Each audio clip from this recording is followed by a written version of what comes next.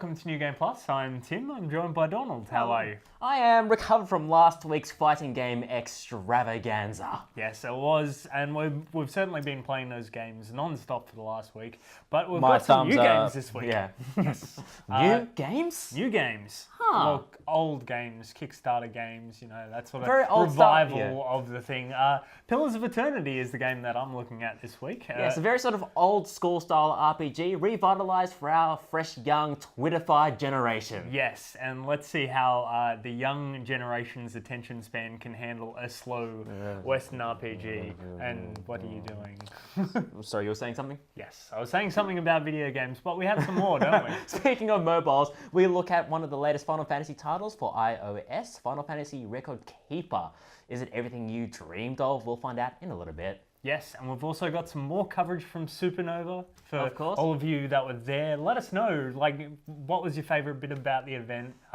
See some good people, get some good autographs. My favorite part was the comic books. The comic books. I like it. We also have another Planeswalker Plus. This time we revisit the Commander 2014 set in all of its Planeswalker glory. Yes, but first up, Mario Party 10.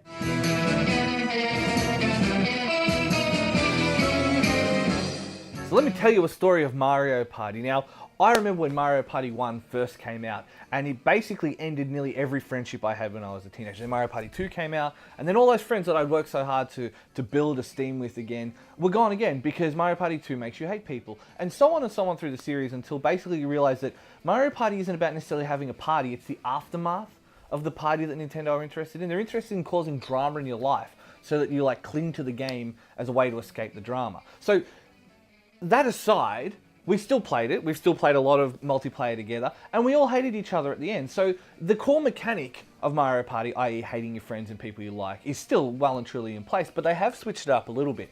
It has its own series of amiibos.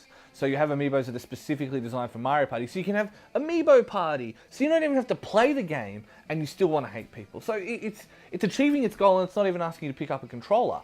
As far as the actual game goes, and I'll be a little bit more serious now, the one cool thing that it does is it has Bowser mode. So you have the traditional Mario Party experience where 4 of you can play, you go around the different maps, and you do all the little objectives, and then you get screwed over by chance hundreds of times, and you just hate the universe, and that's fine. But there's also Bowser mode, where you're escaping from one person on the gamepad who is the marauding Bowser. So it's kind of, how do I say it, the baby version of Evolve. It's 4v1 against a giant dinosaur monster. So it's basically like Evolve Light, except that instead of attacking you directly, Bowser has the ability to roll dice and then make the mini games harder against you. And so his idea is to take you out. Your idea is to stop him, and it's pretty fun. It's probably the mode that we got the most play of, the mode that we enjoyed the most as a result. However, it's lost its usual thing of 50 turns, 30 turns, blah, blah, blah. It basically runs until it runs. It's expected to take, say, 30 minutes or 20 minutes. And so that's a little bit disappointing that they cut those options out of it. But when it's all said and done, Wii U needs a lot of these kind of cool couch party games, and Mario Party fits that bill. But you'll hate everyone.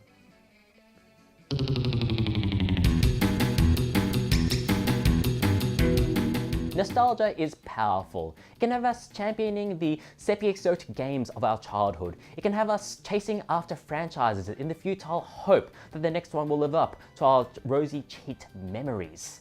No more is this in effect than with the Final Fantasy franchise, and its latest mobile title, Final Fantasy Record Keeper, is pure, uncut nostalgia. The game has you ostensibly going through the grand battles of the Final Fantasy tapestry with the characters you know and love. It has the active time battle system. It has classic musical soundtracks. It even has the blue-tinged menus from your childhood. If there's one thing that this game does well, it's nostalgia.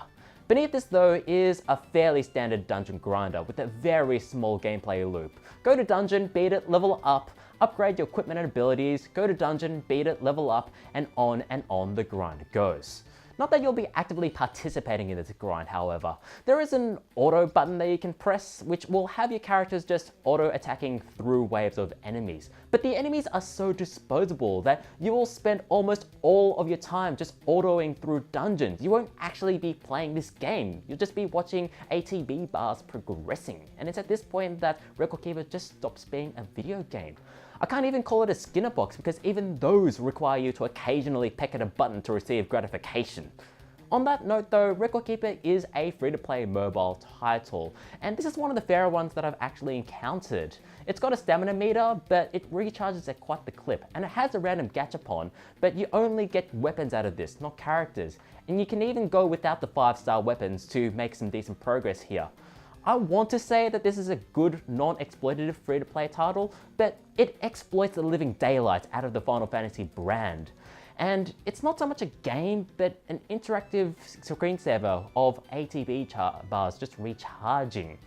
If you're looking for a slow drip feed of positive reinforcement with a familiar face, then this game's for you. Just don't go expecting any nostalgic memories out of it.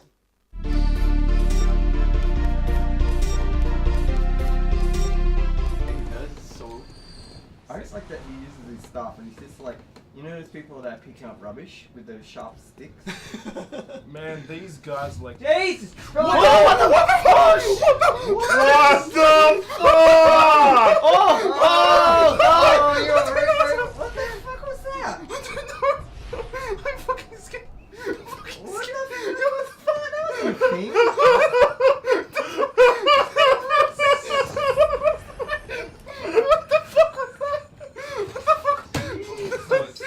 That was a thing. If you'd seen the magnets, what happened? A giant hand picked him up and just squished him. Like, I don't know, like, what?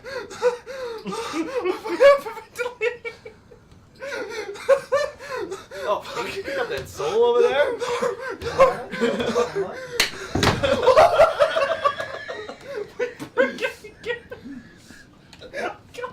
This couch has had it. I can't play. I need to breathe. Breathe in your hands, boy. Breathe in your hands.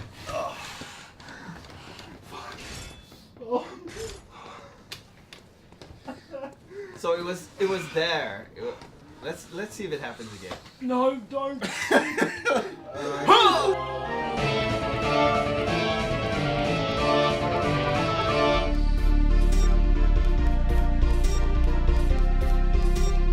James, nowadays Game of Thrones is obviously massive. Yeah. And I think it's fair to say you were quite a big part of that. Can you tell me a little bit about working on the series?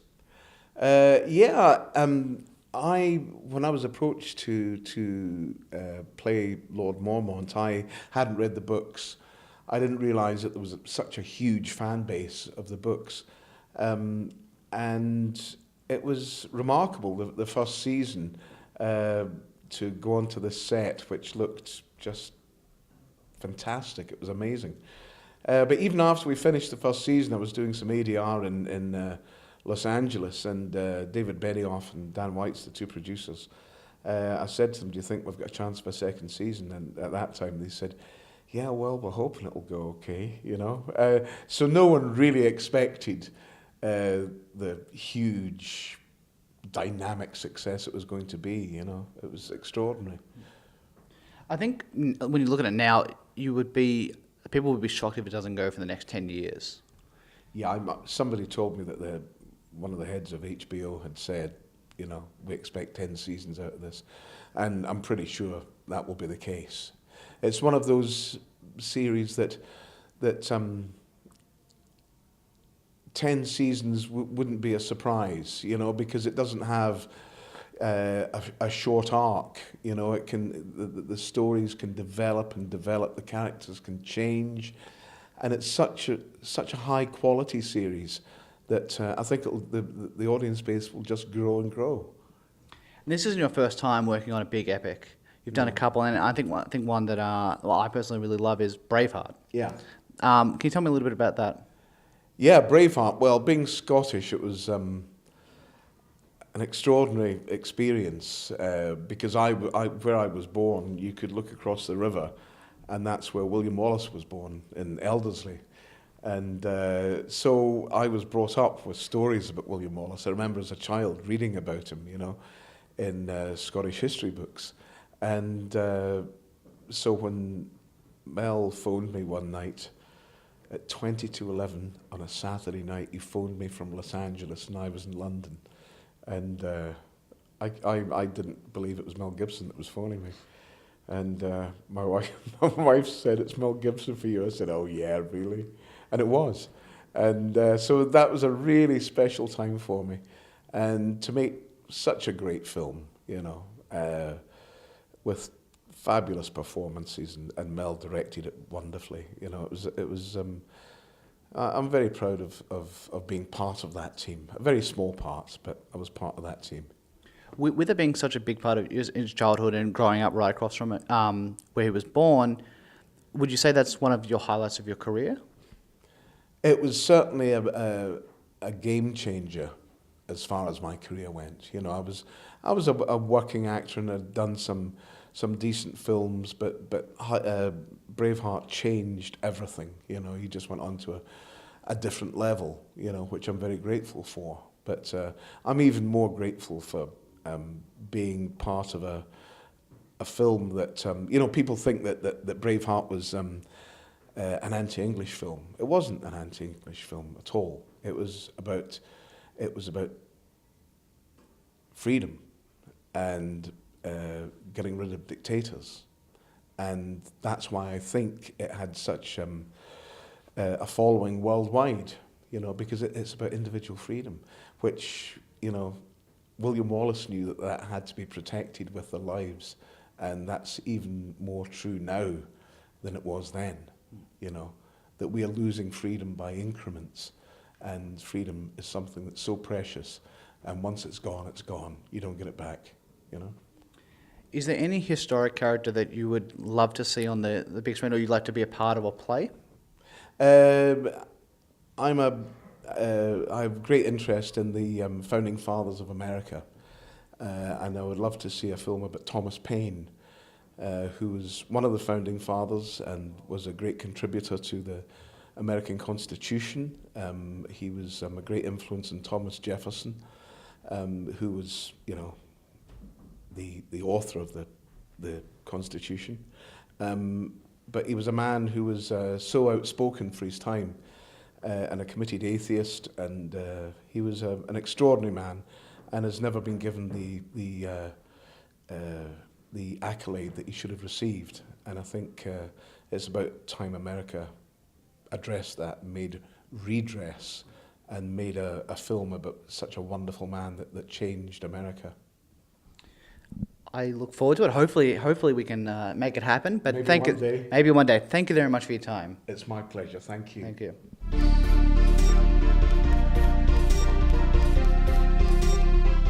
Jessica DiCicco, you play Flame Princess, which has to be kind of epic at the moment. Adventure Time's really blowing up still.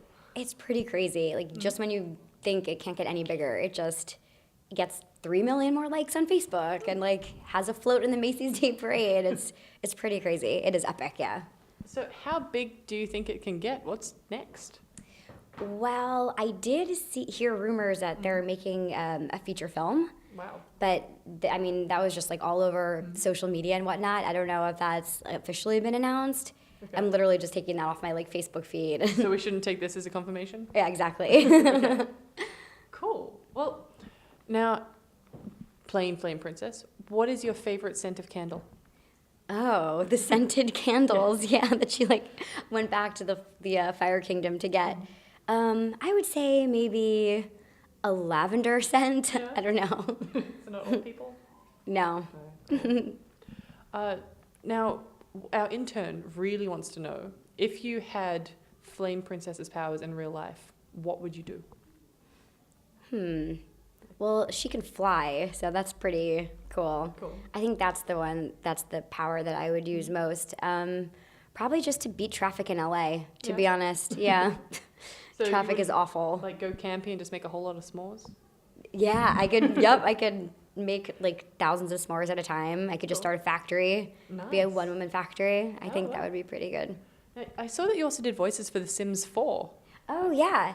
Which is funny, actually. Coincidentally, I'm doing that game with Hynden Walsh, who plays Princess Bubblegum. Oh, cool. Yeah, so we're both, like, working voice actresses, and we record up in San Francisco. Yeah. And then we just, like, ran into each other, at the hotel, we're like, oh my God, you're the other Sim, you're the other Sim. And we've been working on it together for like 2 years now. Cool. So we've gotten close, yeah. Which voices in The Sims are you? We play the kids. Okay. Yeah. Cool. And you can tell who's who. Like if you play the game, yeah. Is it difficult to speak Simlish? It took a little while to get used to it, but we were fluent in it. After a couple recording sessions, we were like speaking Simlish to each other. Can you give us a little bit? Hennevoy Shufi Markel? It's just very simple. It sounds like English, but it's just like weird words. Does it pretty mean much. anything in the end? No, not really. Well, now that you've shattered my dreams, thank you very much. No, it does. It's just encoded, so I can't share with you. Oh, Yeah, sorry. that's Top awesome. secret. Awesome. Well, thank you so much for your time. It's been wonderful. Yeah, thanks for having me.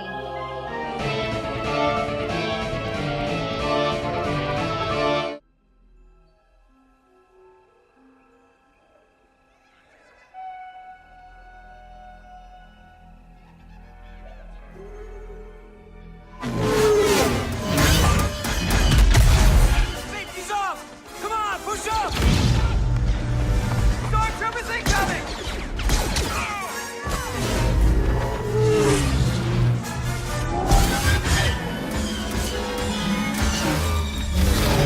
Take position! Lead it right! Let's go! We're pushing them back!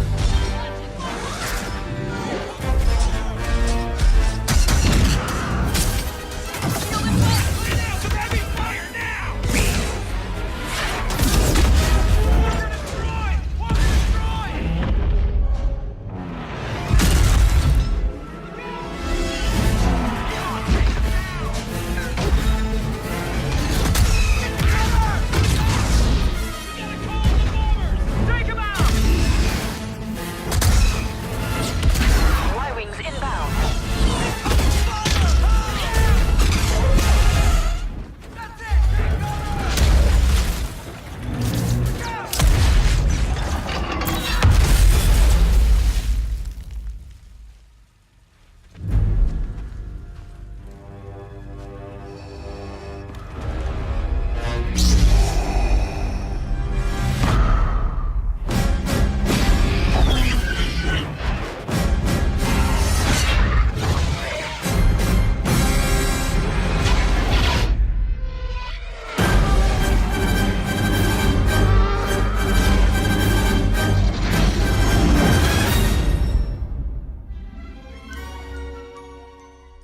So that was EA Presents Star Wars Battlefront EA, brought to you by EA. Yes.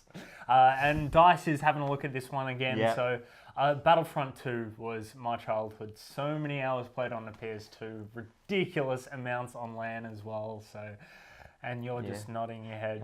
Because I have not played a single hour of Battlefront, none whatsoever. That's like saying you haven't seen Star Wars or played any other Star Wars games. Well, actually no, I've at least seen the Star Wars movies. But I kind of just skipped the period where Battlefront and Battlefield indeed were very much a thing. Yeah. So how does it feel to have your childhood just essentially stomped over in this instance? Well, from the trailer, we don't really see much. And we can hope that it's only an improvement on what number 2 was, because it had a solid formula, integrating the Battlefield games into a Star Wars universe, and it all worked very well. Would you just accept Battlefield 4 with Stormtroopers and Jedi? No, it still needs to be third person, and Battlefront is its own unique thing, whereas Battlefield seems to be going just formulaic over and over again. And just take a look at Hardline and what a terrible game that was. So, but very quickly, we've also had the Star Wars Episode 7, another teaser trailer come out. 5-second reaction, go. Hopefully good. I like the part with the Star Wars.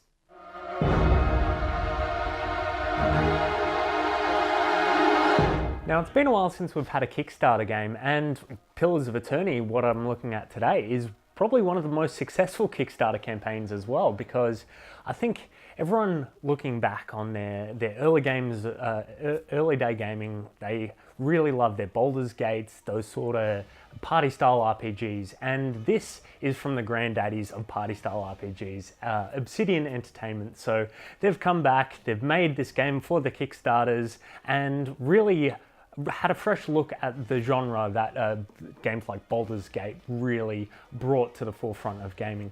Now, personally, I didn't play a lot of these games when I was a kid, but you see a lot of these sort of style games in their modern iteration, like Dragon Age is a good example of that. And coming back to it, I think that it is a fantastic game. For what it is, for what it's trying to be, it is a very good game.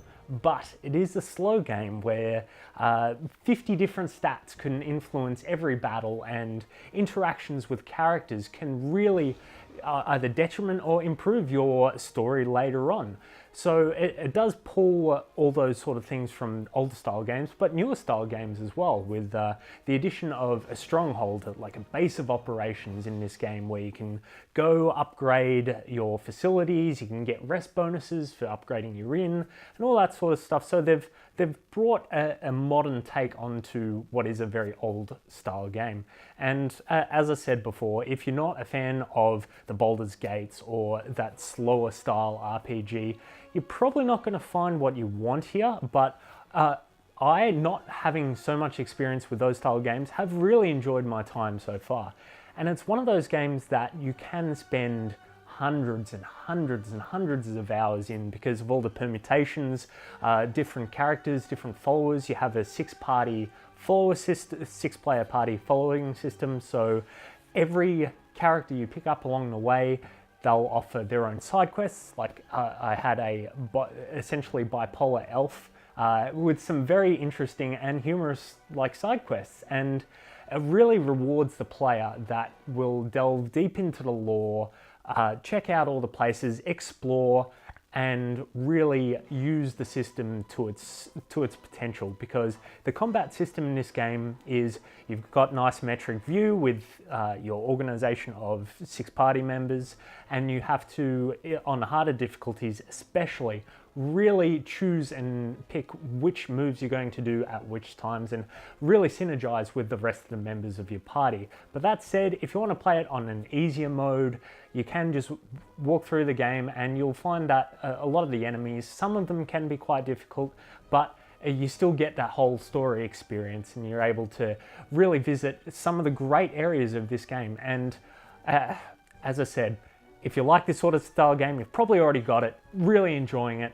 But if you don't like that sort of slower style RPG, it might not be for you. So Pillars of Eternity is a very deep, very classic RPG. Would it be accessible to someone like me who hasn't really experienced those games? I think it is very accessible because everything's very well explained, although there is a lot of reading, and particularly making the character does take like an hour and reading all what the stats do and how everything contributes to everything. But if you've got the patience for like a slower style RPG, you don't necessarily have to be a big Baldur's Gate fan. It really is a good game. And I think that patience is sort of being imbued in kids nowadays, especially with games like Demon Souls, Dark Souls, and Bloodborne. Yeah. All being oh so popular at the moment. Yeah, and well, hopefully it really gets people into some older good games as well. Hopefully, good, yeah. Good to revisit some of these old classic games. It's not all about MOBAs now, is it, Tim? Yes, but you should revisit some Star Wars games. Whatever you say, boss. But that's it for this week. Yep. We've got some competitions running at the moment. We've got you can win some Koei Tecmo games. Yep, you can also win copies of Vice on DVD. All the details are on our Facebook and YouTube pages. Yes, be sure to check that out. Yeah. And certainly subscribe to our YouTube, because all the individual segments and reviews that we do, interviews, they all go up on our YouTube now, and it's all fancy and nice. You can watch us again. Yes. And again. And again. That's a little creepy. You're a little creepy. But certainly go do that. Well, we've got BAM coming up as well. Of course. May 22nd, 23rd, 24th of May. Good fighting game action. We've also got Haven up in Queensland on the 4th of July for all your video game and pop culture needs. You can celebrate America Day. In Christmas. Whilst wearing cosplay. Yes. The way that our founding fathers intended. the best way to do it. But Yes. that's it for this week. So visit our website, www.newgameplus.tv. Like us on Facebook at New Game Plus TV. Follow our Twitter and Instagram at New Game Plus TV. And follow our YouTube and Twitch pages also at New Game Plus TV. Thank you, Donald. Thank you, Tim. We'll see you guys next week.